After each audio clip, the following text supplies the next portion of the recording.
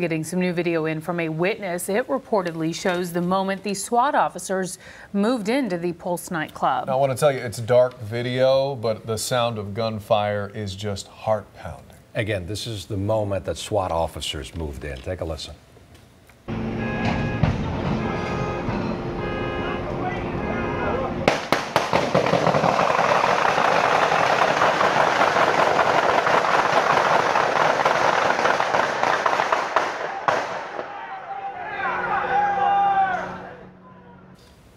Again, those were gunshots. We're told that 11 officers were involved in this shootout, and a witness, we're told David Ward, is the one who captured this across the street during the moment that SWAT entered Pulse and shot and killed the shooter.